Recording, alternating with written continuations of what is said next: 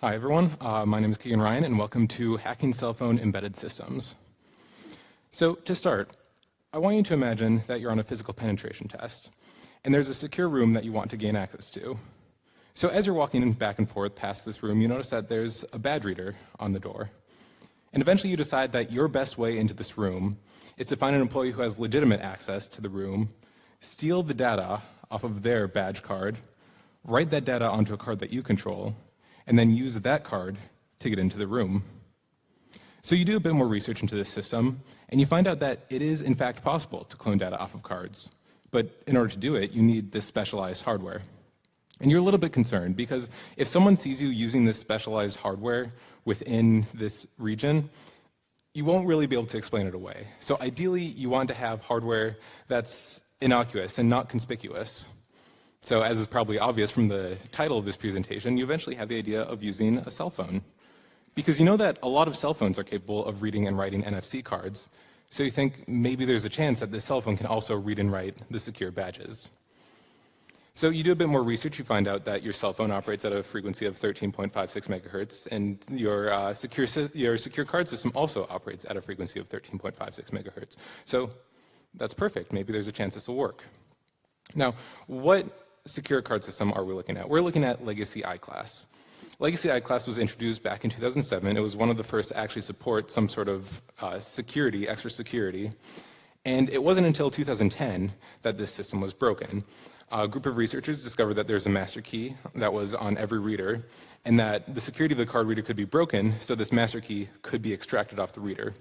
Once this master key was known, the protocol could be reverse engineered, and anyone with the right hardware could speak this protocol using this master key. So a new version of I-Class came out after these vulnerabilities were disclosed, but a lot of systems still rely on this old legacy I-Class from 2007. So a lot of systems still use this vulnerable technology.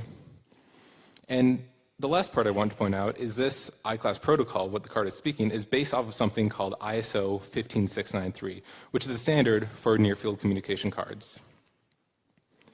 So that's the badging system that we're looking at. What about the phone? So the phone that we're using is the Nexus S. Now the Nexus S was introduced back in 2010, and it was one of the first phones to support NFC. It supports a lot of protocols, one of which is ISO 15693, which the I-Class protocol is based off of. We also like this device for research because the source code is available, so we can look through that if we need to look in any more detail. And it's also very cheap. In case if we brick one of these phones, it's really easy to find a replacement. So the first thing we do with this Nexus S is we try writing an Android application. So we know what the I-Class protocol is, so we know which bytes we need to send to the card. So we can use the Android NFC APIs to transmit ISO 15693 packets. So we write that up, we write up the protocol, we send it over using those APIs, and it doesn't work. For whatever reason, the card isn't responding. So we dig into the documentation a little bit more, and eventually we figure out that as part of the I-Class protocol, or as part of the ISO 15693 protocol, the Android phone is adding a 2-byte checksum to the end of every packet. But the I-Class protocol does not support this 2-byte checksum. So at somewhere in the stack, the phone is adding a 2-byte checksum that prevents us from communicating with the I-Class cards. So we want to find some way to disable this checksum, but there's no way to do that from the Android NFC API. So we're going to have to take it a step lower and go a little bit lower level. The next level down is the libNFC library, the NFC library for Android. And we look through this code and we see that this code is responsible for sending the actual commands from the Android side to the hardware, but the checksum generation doesn't happen here. So we go a step lower and we look at the kernel driver. And the kernel driver is just a device file in Linux, and we see from the driver code that the checksum computation doesn't happen here either. So the only option that remains is that this 2-byte checksum is being computed by the hardware itself. It's being computed on the NFC controller. So the NFC controller for the Nexus S is the PN544, and it's a chip that's entirely separate from the main Android CPU. So you have the Android operating system running on one chip, you have your NFC code running on a different chip, and there's an I2C connection between the Android operating system that's transmitting commands to the actual NFC controller. You can power this controller both from the host, the Android host. You can also power it from an external field, much like NFC cards. This PN504 also supports ISO 15693, MyFair, and other wireless protocols. And this device also supports firmware upgrades, which is good news for us because that means it's more likely that we can actually retrieve the firmware from this device and modify it however we want. And the last thing is that this device uses an 80C51MX processor. It's similar to the 8051 instruction set, and this microcontroller is a Harvard architecture, so there's a data section and there's a code section. And our goal is to dig into that code section of the processor, find the function which is responsible for generating that 2-byte checksum, and disable this function. So that's the goal for this presentation. But first, a little bit of background. So I started this project about 2 years ago with very little experience in Android. I had no idea what it was doing. But I had this interest in iClass and an interest in how to defeat iClass. Eventually, I had the idea of maybe I could use a phone to do this, which is what got me interested in the Android side of things. But I have to give a shout out to my friends who were looking more into the iClass side of things, and they replicated a lot of the research from the researcher in 2010 on actually breaking the security of the reader, extracting the master keys, and making emulation possible. So I'm giving a shout out to Alex Myberg, David Wu, Jake Ketchum, and Tyler Middleton. Without their help, this project would not have gotten off the ground. A little later, in 2016, I joined NCC Group as a security consultant. In between jobs, I would work on this research project a little bit, go back and forth, and eventually I got it to a state where I could present to my colleagues, and their feedback on that presentation made the talk what it is today. So jumping right into it, first, we want to recover the firmware off of this device, because if we don't have the code, we won't be able to analyze it. And it turns out that there are two different ways to do this. The first is a command that we can send from the Android operating system to the PN504 to read the firmware off the device. So that's very easy. The second option is to tear apart the update file that's used in the NFC library. And that's more attractive because then we can actually see what the names are in the source code for the different memory regions. So it doesn't matter which of those methods we use, both of them will recover the firmware. But a problem arises because we find out that this firmware is signed and there is actual code signing going on. It turns out that the firmwares are protected by a combination of SHA-1 and RSA 1024, which aren't great, but we're not going to be able to break them on our own anytime soon. So these firmware signatures are actually checked by the PN544, so we need to find some way around it. But since the project is open source and we can find the libNFC library that's open source, we can find the patch that introduced the capability of passing the signature from Android to the device. And it turns out this patch wasn't applied until after the devices first shipped. So in the earliest versions of Android, the PN544 was running unsigned firmware because it had no way to receive firmware signatures. So all we have to do now is find an XSS that has never been updated since Gingerbread, that has not received a single update since 2007, or since 2010. And thankfully, since this is Android, this is really easy to do. So we take the firmware, and now we're able to push our own unsigned updates because we have a device that's from 2010. And we discover that there are 4 main memory regions. There's the patch table and the EEPROM config space, which are in the data sections. And there's firmware code and patch code, which are obviously the code. So we want to dig into the firmware code, find that function that computes the checksum, patch it out, send that to the device, and then we'll be able to speak the iClass protocol. So we do all the stuff that we usually do when we reverse engineer an unknown binary blob. We start by looking for strings because maybe there are debug logs in place that will indicate where the checksum generation function is. And there are no strings at all in this binary blob. But that's okay, because we know which checksum algorithm is being used, so we know the constants that are used to initialize that algorithm. So if we look for those constants in the code and the code that references those constants, then we can find out what the checksum generation function is. And these constants don't exist anywhere in the code. So maybe they're stored in a different format, maybe they're stored elsewhere on the device, but what every single checksum generation algorithm has to include is an XOR instruction that's executed inside of a loop.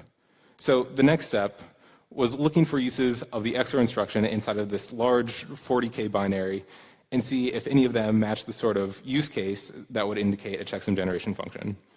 This did not help one bit. So after this, all we can really do is just start reversing functions until something pops out.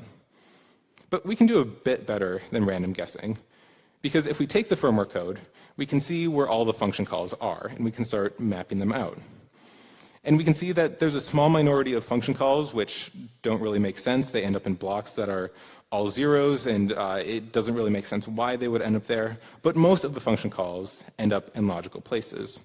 And we see that several of the function calls end up to the same location. So that sort of indicates that those functions are called more frequently than the others, and those functions are more important. So they're a better target for reverse engineering. We can also do the same thing with the patch code, but we find even more nonsensical jumps. Jumps that go into the middle of instruction sequences in the firmware code, jumps that go into the middle of empty space where there is no firmware code, and it just doesn't make any sense. So we'll ignore that for now, focus on the part that does make sense, and start reverse engineering those commonly called functions. And eventually, we find a switch function, a function that emulates the capability of a switch statement. So this sort of statement would be very useful for parsing incoming packets, because those incoming packets include fields about what the destination is, if this is an ISO 15693 packet, if this is a MyFair packet, if it's a PN504 management packet. So you need some sort of switch table to map between the commands that come in and the actions that are taken. So we look for invocations of this switch function that we've just reverse engineered. And eventually we come up to this location. So on the left-hand side is a screenshot from the Android NFC library source code. And it shows all the different constants that can be placed in that field for the command packet. And on the right, we see an invocation of the switch function, and we see a list of other constants on the right-hand side. And we see that the constants on the left-hand side match with the constants on the right-hand side in the PN504 itself. So that's a pretty good indication that this function that we've just found in the PN544 firmware is responsible for switching incoming packets. So we just find what path it takes for ISO 15693 commands, start reverse engineering that, and then hopefully at some point we'll find the checksum. So we do some of that reverse engineering. At some point we realize that as the ISO 15693 packet is going from being a command to becoming a packet that's actually broadcast wirelessly, the firmware code makes some changes to it. It adds a field that it knows should be part of the ISO 15693 specification, but we know it should not be there as part of the iClass specification. So we patch that out, so there are no modifications to the bytes being sent in. After that, we reach another problem, because all of the paths that start with the ISO 15693 command invocation end up in one of these nonsensical jumps. It ends up in an area where it just should not be, and this doesn't make any sense.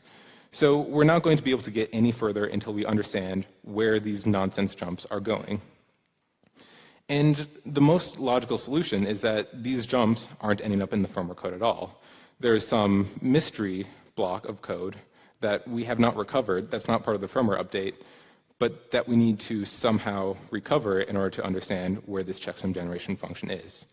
So that's the next goal, the next hurdle that we have to overcome. So these two sections, the firmware code and this unknown code, operate in two separate contexts. So it's helpful to think of that unknown block as sort of a kernel. Now, the patch code, we think, since it jumps directly into this kernel code, operates at the same privilege level, which makes sense why the patch code isn't also included in the firmware code. So we know that there's firmware code which operates in the sort of user land. We know that there's patch code which operates somewhere in the kernel land, and that there's kernel code that we need to recover somehow. So how do we do that? Well, we could start by patching the firmware code because we know where incoming packets, incoming commands are parsed, but the firmware code doesn't have any access to the kernel code because there are different privilege levels. So we could modify the patch code, but we have no foothold in the patch code. We have no idea what part of the patch code has what impact on the device. So we want to somehow modify the patch code in a way that the device remains operational, but we maximize the chance of our patch code executing. And this is how we do it. So the patch code is a long sequence of instructions. And throughout that long sequence of instructions, there are repeated subsections, sections about 9 bytes long that repeat several times throughout this patch code. So at the very end of the patch code section, we add our own function that includes those repeated 9 bytes, those repeated actions. And then we go back to one of those instances of those 9 bytes and replace those 9 bytes with a function call to our added function. At the end of our added function, we return back to the original location, and then we repeat this for every instance of those 9 bytes. So no matter where the function goes within the patch code, if it hits one of those 9-byte sequences, it will execute our specially crafted function. And what our specially crafted function does is it reads a single byte from the kernel memory, writes it to a location that we can retrieve, and then we can get that kernel code, repeat this until we have the entire missing kernel code. So we do this and we test this, and eventually we find that our code executes when Android initializes the NFC subsystem. So the process looks like initialize the NFC subsystem, get a single byte of kernel code, copy that out, and repeat. And this is what it looks like. It's about 1 second per byte of kernel code. The whole kernel code takes about 2 weeks to successfully pull. But at the very end, we have it, and very slowly we get this image of the kernel code that we did not have before. All of a sudden, those jumps that did not make sense from the firmware code and from the patch code now end up in locations that do make sense. So we start reverse engineering the kernel, doing the same things that we were doing before. We look for strings in the kernel, and there's still not any. We look for the checksum constants, and we still don't find them in the kernel land. We look for uses of the XOR instruction, also not useful. So really this leaves us wondering, how have we not found this function that generates the checksum?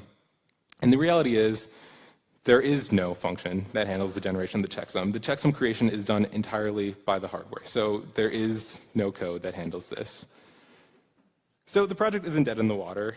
We still have some options that we can take. But in order to do this properly, we're going to need an entirely new approach rather than just reverse engineering the code. So to do this, we want to look from the other end. We've been looking a lot at the firmware side and the code, so let's look from the wireless side. So a very useful tool in this endeavor was using SDR in order to be able to see the actual signal being generated by the PN544. So our setup is pretty simple. We have the signal source, which is just the Nexus S phone. We have an antenna, which was cannibalized from one of our bricked Nexus S's. We have that feed into an up converter that takes that 13.56 megahertz source and brings it up into a region that our SDR can handle. And then we have the radio itself, which takes in that signal. On the software side of things, we have a GNU radio that processes that incoming signal. And we can follow the specification to figure out where the data is coming in, and we get an output like this.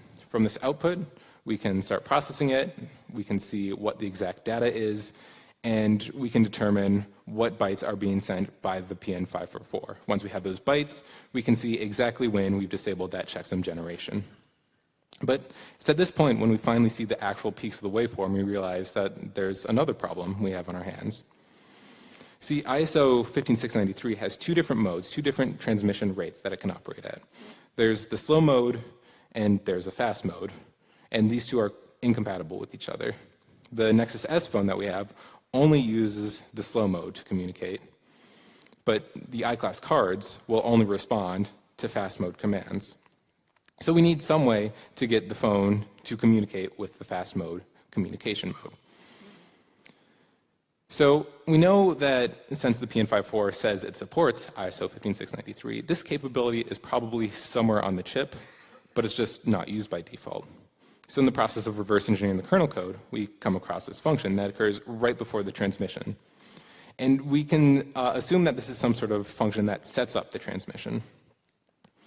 In each of these 6 blocks at the bottom, a value is pulled from some location in EEPROM and stored into a location that we assume configures the transmission. So we know that during the execution on the PN544, only one of these paths is ever taken. So that block in the middle is responsible for the slow transmission mode settings. So ideally, we want that control flow to move to one of the other blocks, which is responsible for the fast mode setting. But since it would take too long to go back and reverse engineer exactly what caused the device to only take this code path, we have another option. Instead of replacing the code path, we just replace the data. And we take the configuration in EEPROM for fast mode, and we overwrite the data for slow mode. So now, even though it's taking the same path, it's now using the data, bringing it up in fast mode instead of slow mode. So with a little bit of brute forcing and guesswork and trying each of those 6 blocks, eventually we find the correct settings, and we're now transmitting in fast mode. So now the only problem that remains is the checksum generation. In order to understand how to defeat the checksum generation, we have to turn to a different specification entirely.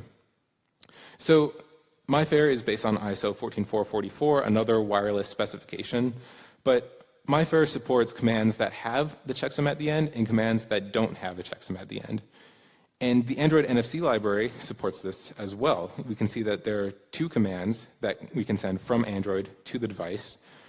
One of these commands, we specify those checksum bytes, and for the other command, we do not specify those checksum bytes.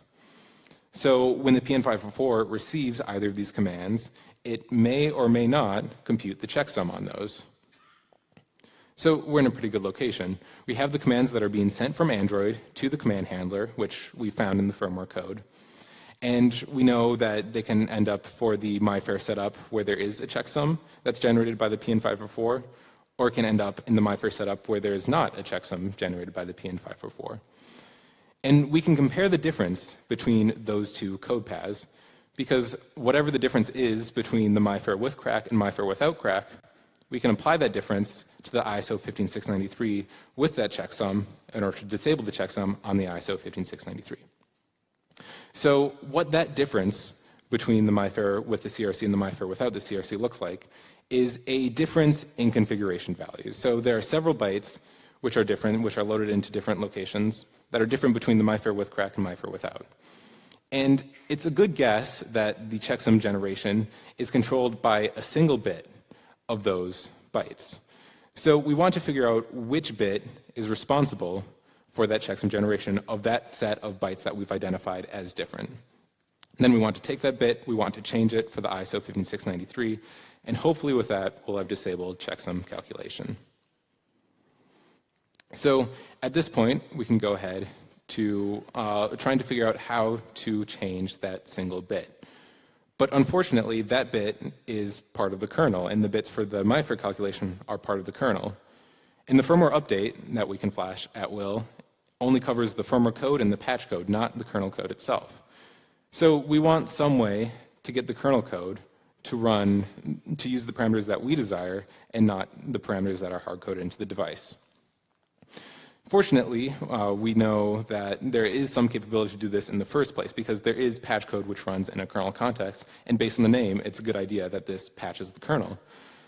So we understand that the patch code runs in that context. We know what the EEPROM config space is for, and we know what the firmware code is for. So the only part that remains is the patch table. And the patch table is essentially a list of pairs of addresses. And for each of those pairs of addresses, the first address points to a location in kernel code, and the second address points to a location in the patch code. Once the patch code, at that address in the patch code is the beginning of a function, and at the end of that function is a jump to go back into the kernel code. So when the kernel code reaches that first address in the patch table, it ends up at the second address in the patch table, goes into the patch code, and the patch code returns execution back to the kernel code. So the patch table is essentially breakpoints that are installed into the PN544. So at this point, we have all the components that we need to actually perform exploitation of this device. The first thing that we want to do is patch the checksum generation. So we have the patch table, and we know what part of the kernel code is responsible for the 15693 parameter selection. So we add a little section at the end of the patch code that writes the correct parameters that we want. And then we add a selection to the patch table that indicates the address in the kernel code where those parameters are set. And we add a jump at the end of our added function in the patch code to return to that location after the parameters are set. So the device operates as it normally would, except when it's supposed to set the ISO 15693 parameters, it instead jumps to our code, sets them with our values, and then returns back to complete the transaction. So we do this, and we have to figure out which bit to flip. So we just try them all. We flip all the bits in sequence, and we see what comes out through the SDR. And you can see here that the waveform is changing. The bytes that are recorded sometimes change. And we just keep doing this for every bit in those bytes that we found to be different. Eventually, we hit the magic combination. We find that one bit that's responsible for the checksum generation. Once we flip that bit off, no more checksum is being generated. We can send arbitrary ISO 15693 packets without that checksum, and we can communicate with the iClass protocol. So to put together everything that we've done, we've added that patch to the patch code, which sets the parameters that we want to flip that bit to disable checksum generation. We've added the entry to the patch table, which enables our patched code to run. We've modified the EEPROM config space to get out of slow transmission mode and into fast transmission mode. And then we've modified the firmware code itself to make sure that that field that was changed in the ISO 15693 command is no longer changed, so we can send raw packets. So we've hit all the different areas of the firmware update file, and it turns out that that is all that we need to do. So with that, I'll give you guys a demonstration. So let's say you're in that building that you're doing a penetration test on. And this demonstration consists of a few different components. The first component is the RF reader. This is the badge reader that would be next to the door.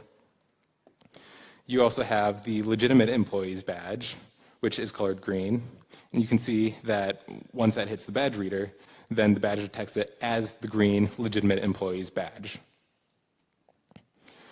We also have the red badge, which is the badge that we control, which has the incorrect data. And we can see that when we bring that to the reader, that's read as obviously not correct and will not let us into the room. And the last component that we have is the Nexus S itself. So it's just a single phone, and we can take this phone and the legitimate employee's badge, the green card. We can read that badge, if the demo works. And essentially, this would be you're walking past an employee, you tap their badge with your phone. If they catch you, what are they going to expect? All you have is a phone. So you read their badge, hopefully. If this doesn't work, I have a backup demo. Okay, there we go. So we read their badge, and now we have their badge information stored on a device that we control. So after this, we leave the area, we leave the employee alone, and then we go and we write this information onto the badge that we control. Oh, come on.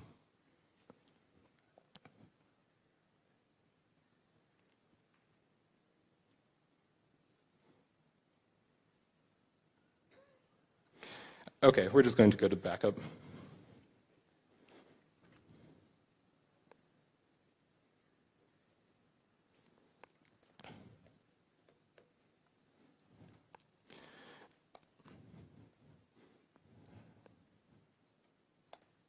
Okay, so in this demonstration, you can see we're taking the firmware and we're resetting it. We're flashing everything that we need to do to actually control the device. And then we're starting the firmware up to install our patch. And then we're pulling to read the iClass card. Eventually, we start pulling, and then we can see that the read was successful.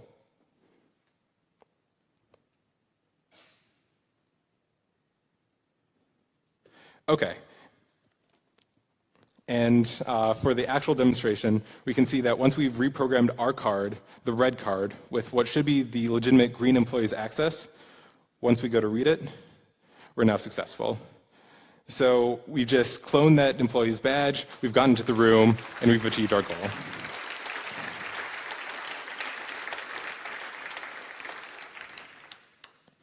So what can be done from here? So right now, we've only looked at the case of trying to modify a phone that we control completely. But what if we take the case where we're trying to hack someone else's phone and take control of their NFC controller? So in that case, you can have the possibility of you hack their phone remotely, you take over the NFC controller, they stick the phone into the same pocket that contains that secure badge, and then all of a sudden, you now have cloned their card information without even ever having to be physically present with them. Another option is maybe you're concerned that that employee will want to check their device for malware. So after initial exploitation, you don't want to leave any code left on their device that would indicate that it's been compromised. So what you can do there is, instead of having the iClass protocol and the iClass logic take place on the Android side of things, you can take all of that information and have it run within the PN504 itself, or within the NFC controller itself. Now, there's no way for the Android operating system to tell that the PN504 or the NFC controller has been compromised. So at this point, it's just running autonomously. They take the NFC controller, it eventually hits their badge, and that data is now stored on the PN504.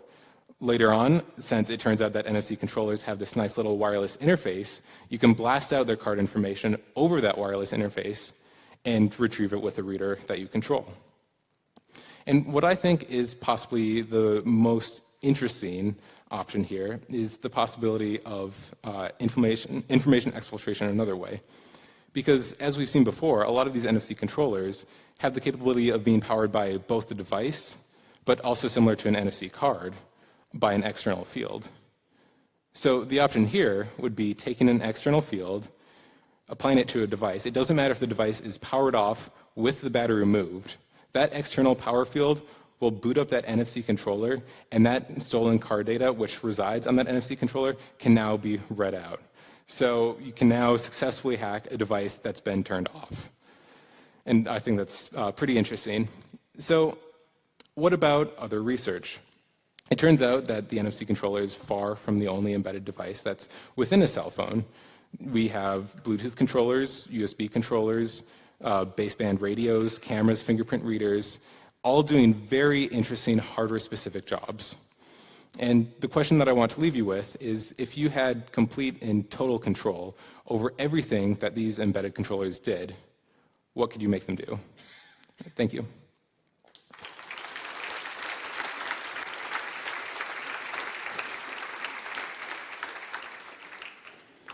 All right, I think we have plenty of time for questions.